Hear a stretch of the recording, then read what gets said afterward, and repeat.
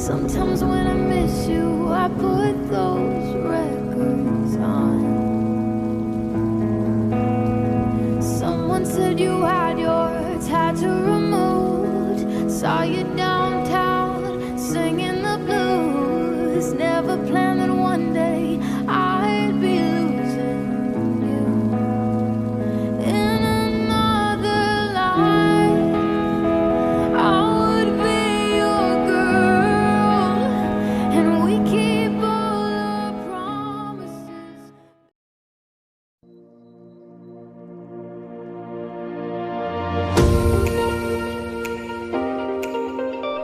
Alat tukar menukar untuk melakukan sebuah transaksi jual beli, dan uang sangat penting untuk kalangan muda dan semua orang, karena uang ini kita gunakan untuk membeli kebutuhan kita sehari-hari dan keperluan pribadi kita. Dan dari video yang telah kita tonton bersama, terlihat ada seorang anak muda yang awalnya dia memiliki uang yang begitu banyak, namun dia menggunakannya tidak sesuai dengan yang seharusnya. Maksudnya yaitu seharusnya dia mengutamakan yang penting terlebih dahulu daripada memikirkan sesuatu yang tidak penting. Harusnya dia memprioritaskan kebutuhan yang seharusnya. Namun dia malah berfoya-foya membeli sesuatu yang tidak penting, sehingga pada akhirnya dia kekurangan uang atau kehabisan, sehingga dia pun menjadi kebingungan dan kesusahan. Nah, jadi dalam video ini kita dapat mempelajari bahwa ketika kita memiliki uang yang banyak, maka sebaiknya kita harus bisa bagaimana cara kita itu untuk mengelola uang tersebut.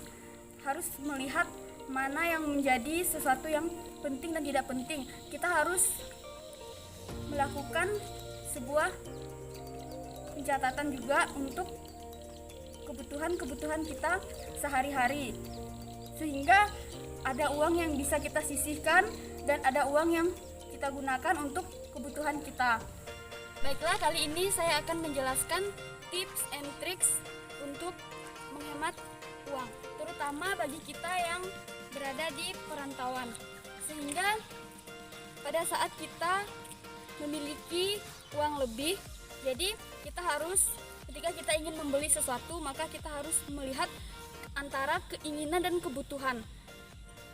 Dan yang paling penting itu adalah kebutuhan, seperti kebutuhan kita sehari-hari, dan kemudian keinginan-keinginan itu seperti sesuatu yang mungkin tidak terlalu penting, yang bisa kita singkirkan dan tidak perlu kita beli. Sehingga kemudian ketika kita memiliki uang lebih juga, kita bisa menabung uang tersebut untuk kebutuhan kita selanjutnya. Ketika misalnya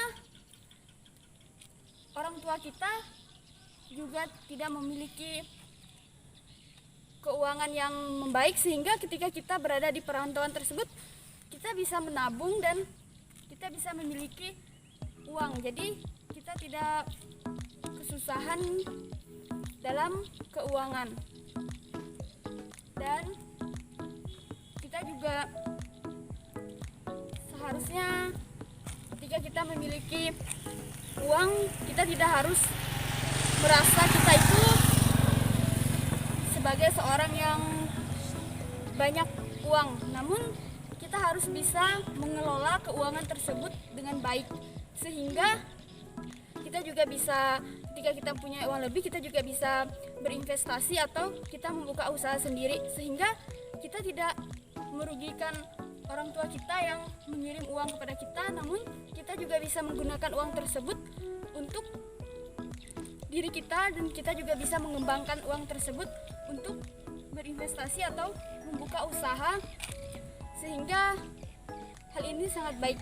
Jadi teman-teman semua, ini adalah tips and tricks dari saya.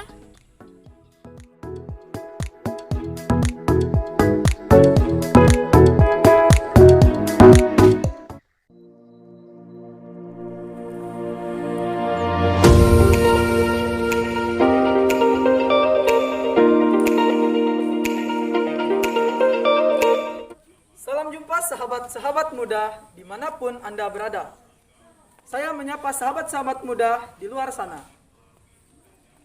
Di zaman modern ini, para kaum muda sering sekali jatuh di dalam godaan-godaan duniawi. Salah satunya adalah godaan dalam menggunakan uang yang pada saat ini kaum muda sering sekali boros dan seringkali tidak mengontrol penggunaan uang dengan baik.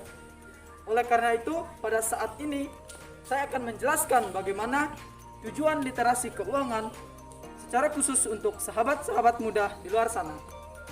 Nah, untuk sahabat-sahabat muda di luar sana, tujuan literasi keuangan adalah untuk menyadarkan sahabat-sahabat muda bahwa penggunaan uang di zaman ini harus dikontrol dengan baik. Meskipun banyak godaan-godaan yang masuk dari luar maupun dalam diri kita sendiri, entah itu godaan-godaan duniawi, perkembangan zaman yang semakin maju dan semakin pesat membuat kita tidak mampu menggunakan uang dengan baik. Oleh karena itu, sahabat-sahabat muda, tujuan literasi keuangan adalah menyadarkan kita dan juga membangkitkan semangat kita untuk menggunakan uang dengan baik dan teratur. Tujuan lain dari literasi keuangan adalah bagaimana kita mempersiapkan masa depan kita, yaitu dengan cara menabung dan juga dengan menyimpan uang kita untuk persiapan di masa yang akan datang. Oleh karena itu, tujuan literasi keuangan sangat penting untuk diketahui oleh sahabat-sahabat muda di luar sana.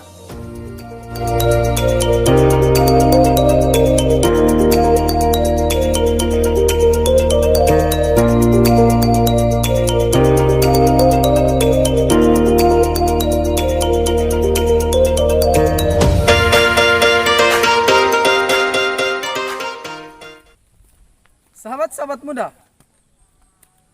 setelah saya menjelaskan tujuan literasi keuangan, pada saat ini saya akan membagikan bagaimana manfaat mempelajari literasi keuangan untuk sahabat-sahabat muda.